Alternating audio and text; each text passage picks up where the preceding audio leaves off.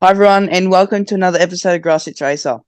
Thanks to everyone who continues to support the show. It's been great to see more followers and subscribers on Spotify and YouTube who are listening to a lot of past interviews that are saved there. So don't forget, you can always go back and catch up on some of the past interviews that you may have missed out on that I've done, and because I have spoken to a lot of great people who all have their unique story. Tonight we have another guest. He races in some really cool categories over the years, like HQ Holdens, Victorian Porsche 944 Challenge, V8 Utes, the Australian Formula Ford Championship, Australian Production Car Series, Touring Car Masters, Australian GT Championship, and Dunlop Super 2.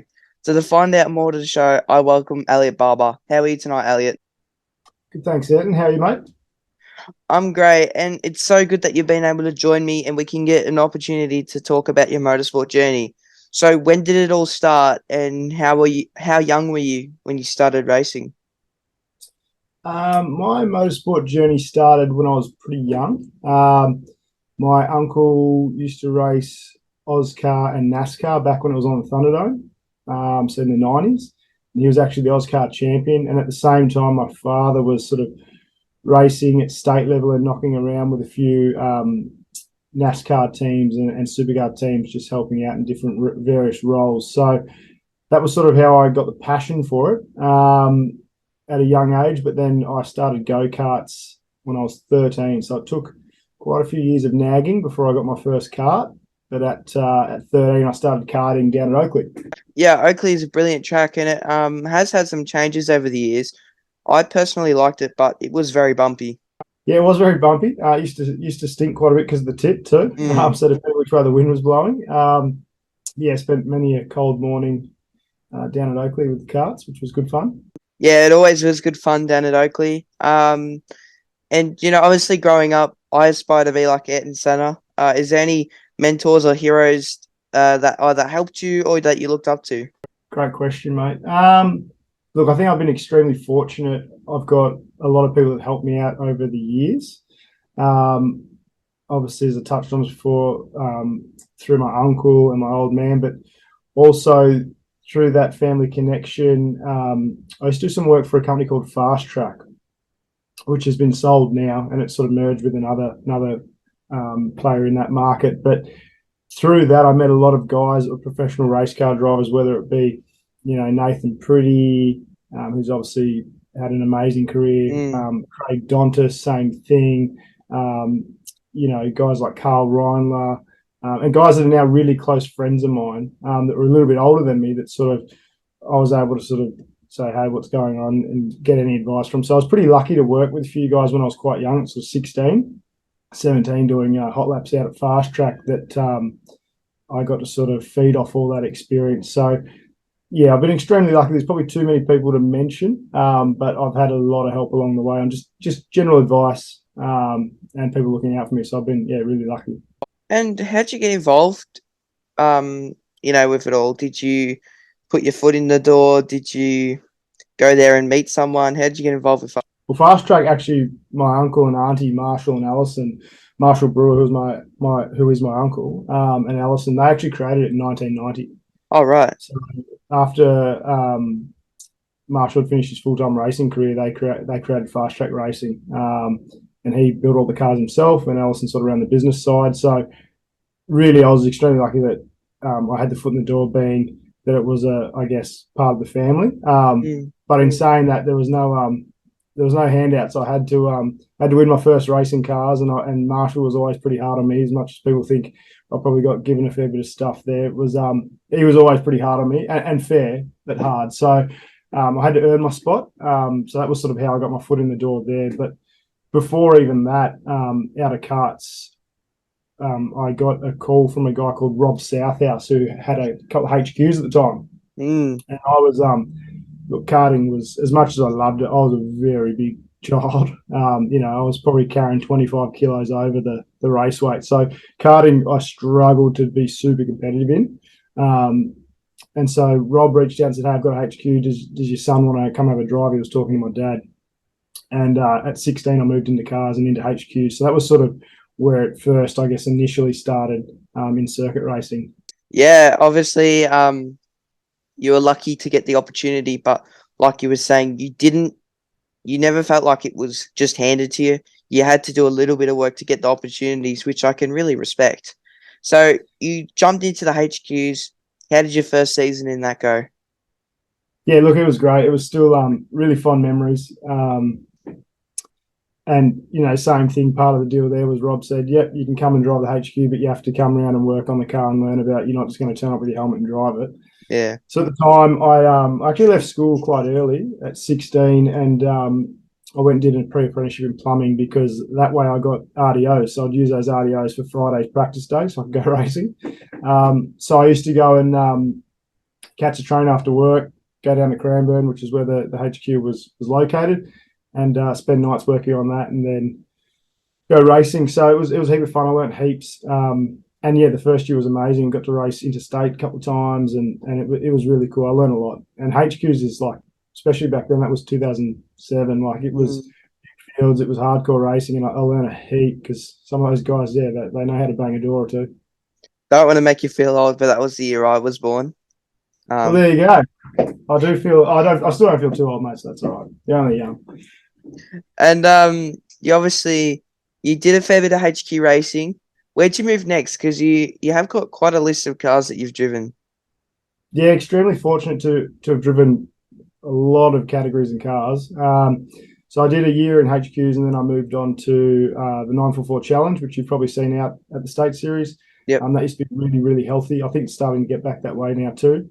So I did 2 years in that, which was great fun. Again, met some great people.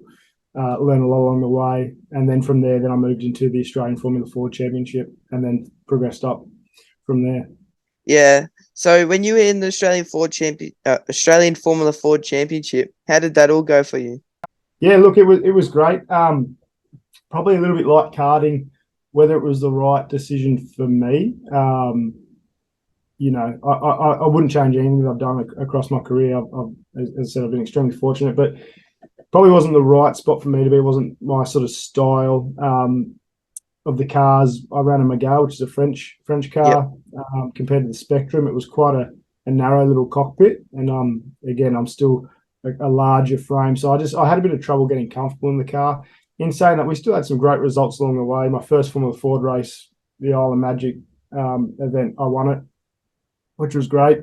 But when we went to National Formula Ford, that year was super competitive, with guys like Cam Waters, Jack LeBrock, quite a few supercar guys, but we're in their second and third year of it, and I was rolling in as a rookie. So we had a couple, we ran sort of top 8 at some events and things like that, but I definitely didn't set the world alight, and I didn't feel like I was really 100% comfortable with those cars. So I only stayed in Formula Ford for 1 year, and then I moved up to Super 2 from there, which is where I was probably more comfortable. And obviously Super 2 is a very competitive category still. How do you feel you went from there? Because I had a look on your page. The car did look really nice. How did you feel like you went, and did you take the most of the opportunity that you were given? I think so. Looking back at the time, yes. Again, the circumstances around Super 2, it's extremely expensive, and I was extremely fortunate to have the support I did. But we didn't have enough support, I guess, to do it 100% properly.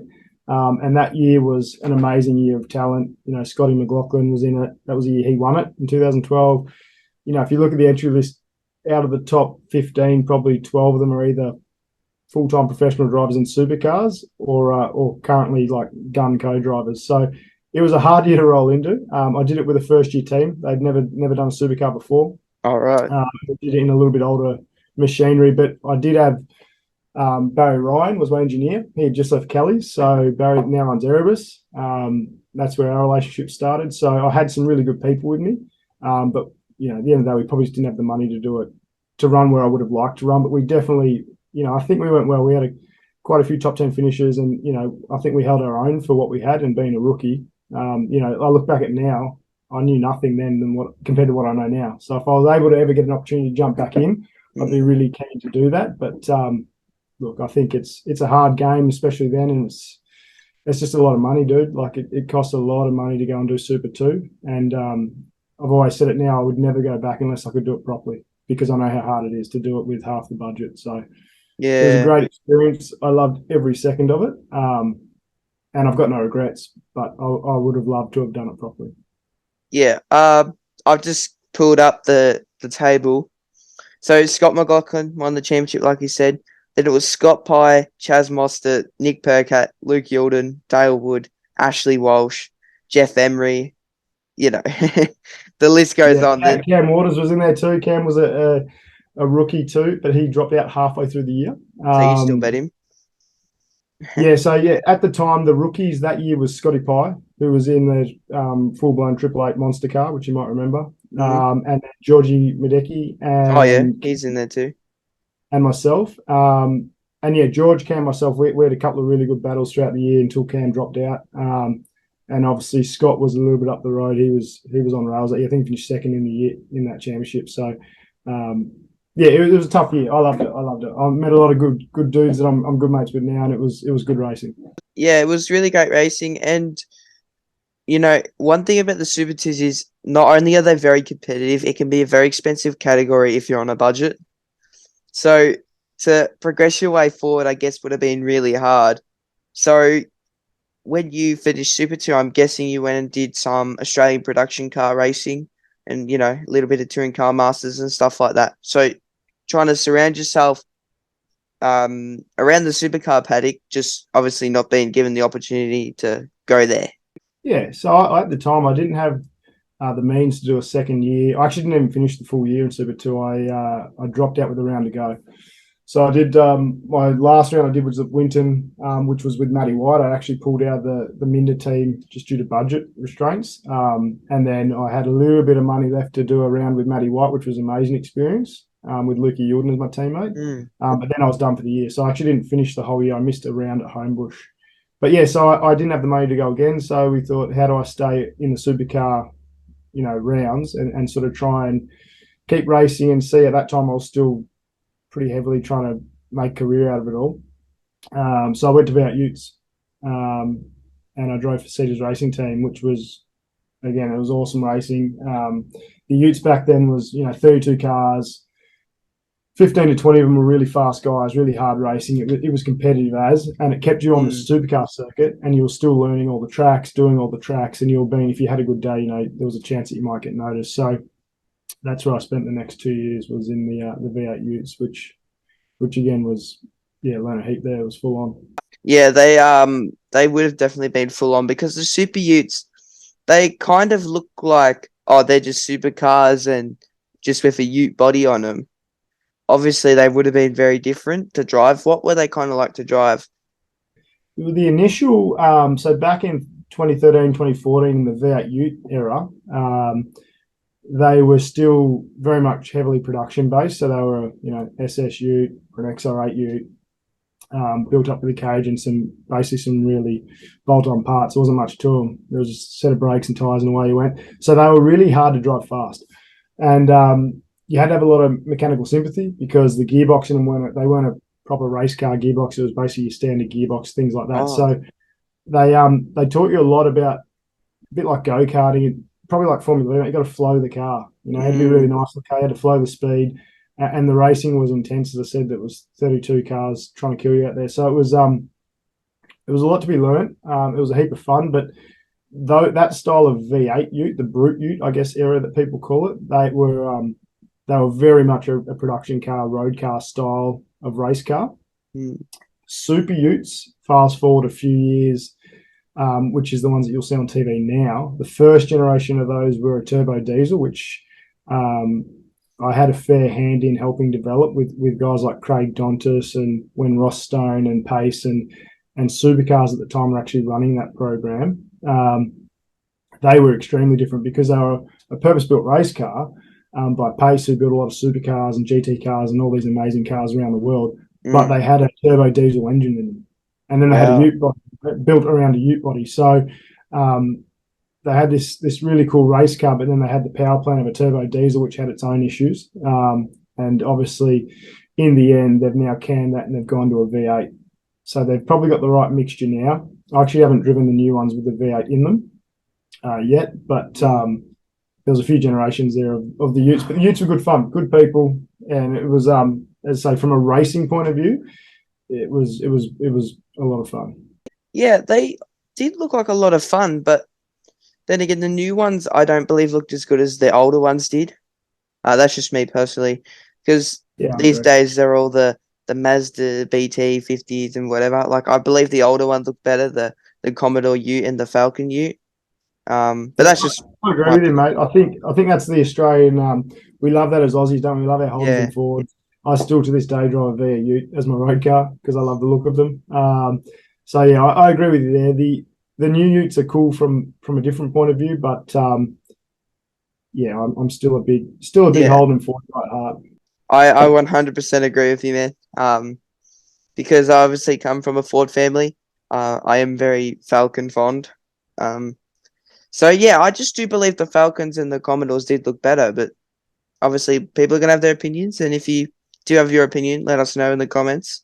Um, but you've now managed to work your way all the way to Trans Am, and you've also showed front running pace. Are you with a race team or do you run as a privateer? Yeah, with the Trans Am, we're running it ourselves. And when I say ourselves, I mean obviously I do a bit of work on the car, but I've got a couple of friends that are amazing fabricators and mechanics who help me out on the race weekends and help me out during the week. We'll go down and spend a Wednesday night or a Saturday at the workshop and do the prep. So yeah, we're running it ourselves. I'll drive the truck. So generally a normal race weekend for us looks like, sort of Tuesday we'll load up the truck at the workshop. I'll jump in the truck on Wednesday or Thursday and drive to wherever we're heading. I'll generally do the bumping day and setup day just by myself. Gives my crew, because they still work full time, it gives them the ability to work on a Thursday, and I'll fly them in Thursday night so they can do their full time jobs. And then yeah, we do the race weekend, and then we jump in the truck and come home. So it's pretty taxing. There's a lot of work. It's only a 7-round championship, but when you're doing a fair bit of it yourself, and as I said, all of us, whether it be me or all of my crew, we all have full-time jobs that we've got to juggle with that. So yeah, it's a lot of work, but yeah, I actually like doing it ourselves because you control your destiny a little bit yourself. And at the end of the day, if you don't go as good as you should have, you can't blame anyone. It's either I didn't drive the car good enough or we didn't set the car up good enough, and I can't go and blame anyone else. It's down to us. So it keeps you honest and it keeps you working really hard. Yeah, and I have to agree with you. And the good thing about Trans Am and like Aussie racing cars, for an example, even touring car masters, is they're all to a point affordable categories. Um, obviously they are still very expensive, but if you work on your own car and you prep your own car and you have your own team behind you, you can still make it work at quite a cheap price. Do you agree or? Yeah, I mean, I don't think anyone would ever call motorsport cheap, because in the reality, it's not cheap. And by the partners I've got on my background here, like I would not be able to go racing without them. There's absolutely no doubt about that. But totally agree with you, mate. You can, some people, I know for a fact, there's people that spend 3 to 4 times per round what I'm spending in Trans Am. So yeah, you can absolutely save some money by doing things yourself or working a little bit harder. And, a lot of guys now are in the fortunate position where they'll just turn up with their helmet, they'll fly to the track, grab their gear bag, jump in the car, away they go. They can do test days and all this sort of stuff, which is great. And if you've got the ability to do it, more power too. But there's also something really satisfying about, squeezing every penny and competing against those sort of guys, knowing that all the blood, sweat, and tears that's gone into it, it's pretty satisfying too. So, yeah, you can absolutely, the harder you work, I guess the more successful you become, people say. But it is true, you can make things a lot more affordable by doing things yourself. Yeah, definitely. And at the moment in Formula V, we are trying to make it work, but we've just been hit with some bad luck, which is nothing we can do really. One It the happens, mate. engine It doesn't work. happens. Yeah. So obviously we still made it work though the way we kind of wanted it to, but just without the results. I'm still able to work on my own car with my brother, so we're really grateful that we can race on a budget, but to move up in the motorsport world would be really good. And I haven't had a weekend that I've really enjoyed in Formula V yet, but is there any weekends where you've had brilliant success or just a favorite weekend? Yeah, look, there's been plenty that I've loved. I've been really lucky to racing the Bathurst 12 hour a few times. A couple of times I've won it in the class, which has been great. And then also, even the year we didn't win it, when I was doing it in the GT car, we had a really solid race up to about the 8 hour mark, and we actually DNF. But even some of those weekends where you don't get the end result, you can still have a great time. For us, Tassie that just went was almost one of those rounds. Like to what you were saying, mate, we had no luck, but we showed really good speed, and that was quite satisfying to leave Tassie with a straight car, knowing that if things had just gone our way a little bit more, we probably would have had a really good showing. And again, that satisfied feeling of knowing that we're doing it as a privateer. But I guess to your point earlier, doing stuff yourself, it does take longer to get the results. So definitely don't let it beat you down, mate, because it's incredible to be able to do what you're doing, racing with you and your brothers and your parents and whoever's helping you out and chasing your dream. And that's the thing, when you can afford to just go and join the top team, you kind of need to expect to hit the ground running and be fast straight away. But when you're doing everything yourself, there's a massive learning process, whether it be setting up the car, driving the car properly, all those sort of things. So it takes time. So, the bad weekends, they do make the good weekends even sweeter. So people say it, but it is true. When you get that first win or that first top five or whatever your goal is, you'll feel really satisfied and it'll be a great feeling, mate. So keep plugging away at it because it does get better. Yeah. Obviously, the goal at the moment is to do my learning now, and then with the help of all my partners, go racing in something bigger and better and do the talking on track, I guess. Show what I can really do. What's your end goal? What category would you love to race in Australia? If I'm being honest, I would just like to be racing in whatever, as long as I didn't have to fork up my parents' life savings. It's a good goal. It's a very good goal. Yeah. But I do have to thank all my partners and stuff. Because obviously without them you can't do it. And obviously you got your partners too, who from day to day help you get your car ready, put it on track and stuff. Like all my guys, help me so much. But to move forward and stuff, you do unfortunately need money in motorsport. So just a matter of getting it, and we'll be able to move forward. Yeah, and I'm extremely lucky, mate. I've had a lot of people help me out. Still to this day, I have some people like Craig Donis that help me out with my commercial partnerships. Because I was probably, like a lot of people, no good at talking about myself. I'm not someone to go and say how good I am or, that sort of stuff. So I've always sort of needed a little bit of help with that. And to your point, I've always thought, and that probably to my detriment, probably why I didn't get further in motorsport when I was younger, was I thought my driving would do the talking for me and that would be enough. But as I've learned, there's a lot more to the on-track result, and it's everything else that goes behind the scenes. So, again, that took me a little bit of time to work that out, but it's a big part of it. But I love it now. We do a lot of stuff with our partners at all the rounds. I took the car up to the 12 hour and we did an activation there with Pioneer DJ. So that stuff now I really enjoy and find a really fun aspect and part of it. Yeah, 100%. It's all about, getting your guys out there and showing off who they are. So being able to take your car to events is pretty cool just to have it on display as well. But one thing my parents have told me, they said, if you want to get anywhere in racing, you got to be the whole package. So it's 5 things. It's something like, or it might not be 5, but I definitely know it's fitness, media, so being able to speak, talent, and they're not gonna like this, but there is 2 more. There are 2 more aspects, and they said if you can do that, that's when the race teams will want you. One of them's money, and something else. Yeah, look, at the end of the day, one thing I learned, mate, is just control things you can control. So you can control how fit you are, you control how you present yourself to people at the circuit, you can obviously control how you drive.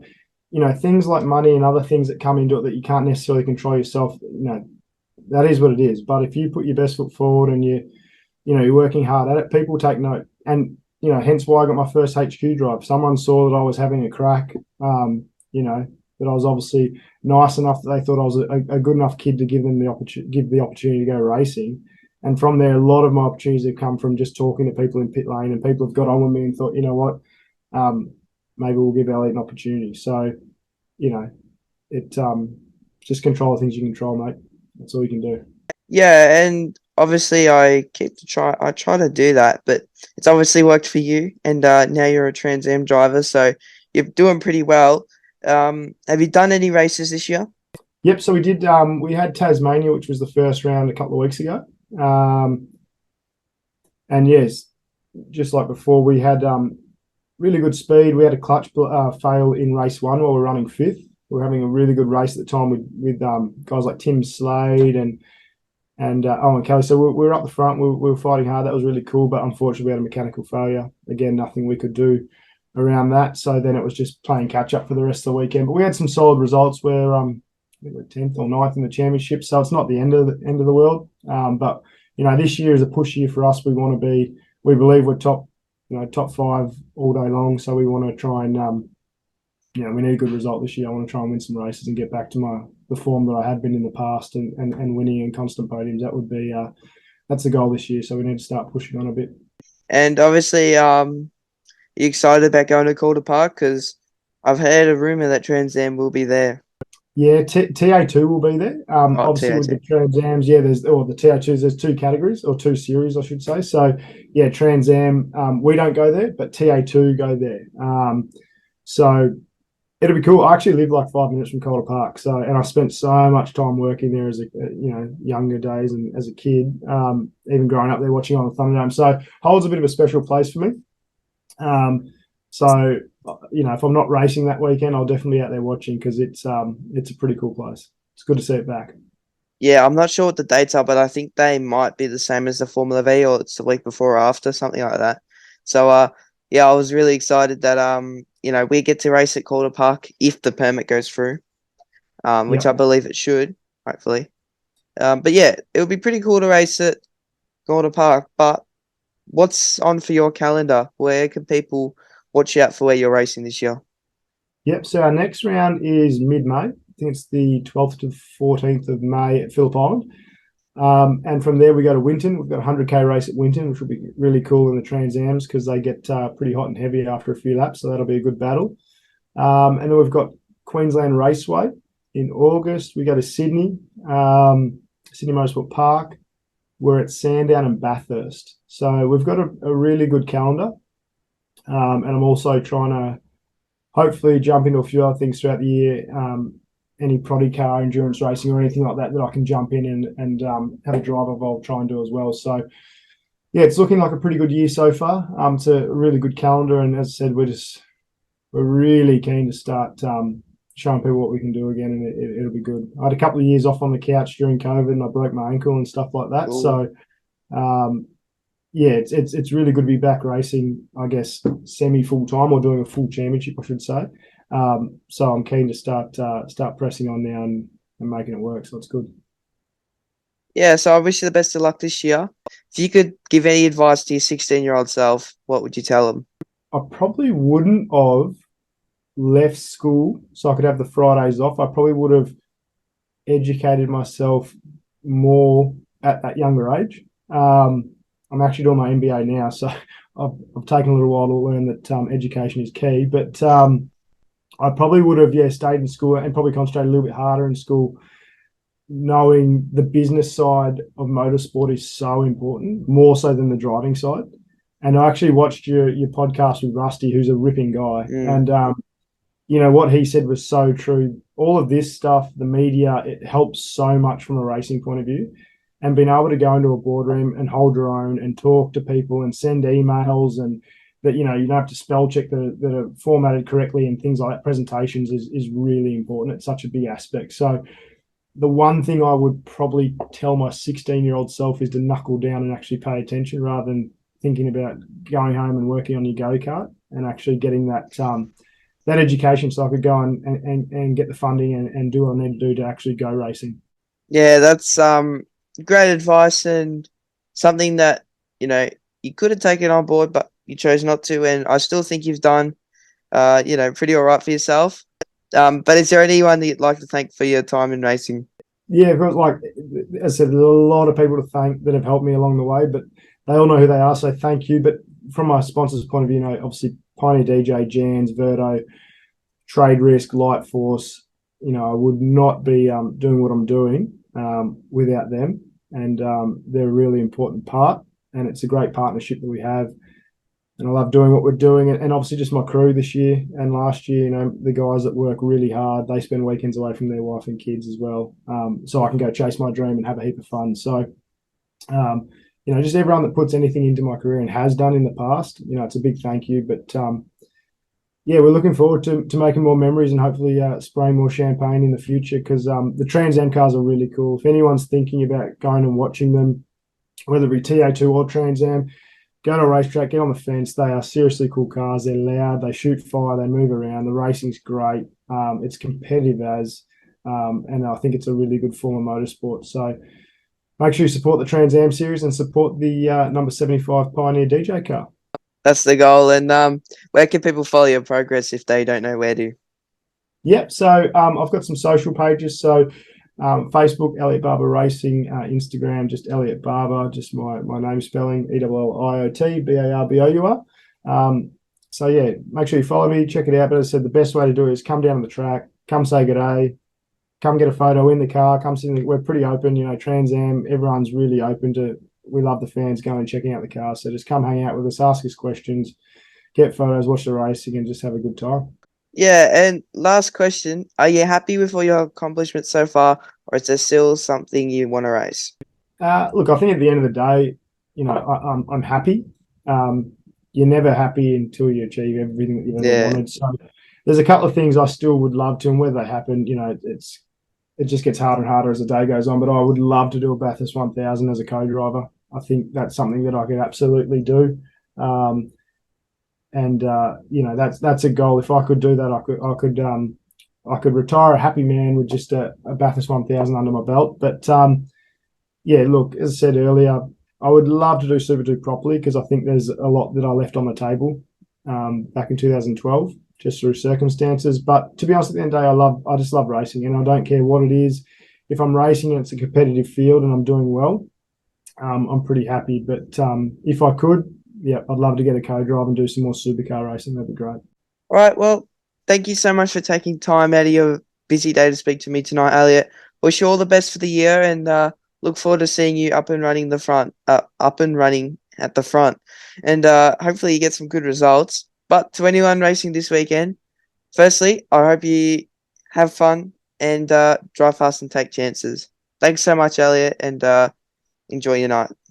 Thanks, mate. All the best for the year in Formula V too. Thank you.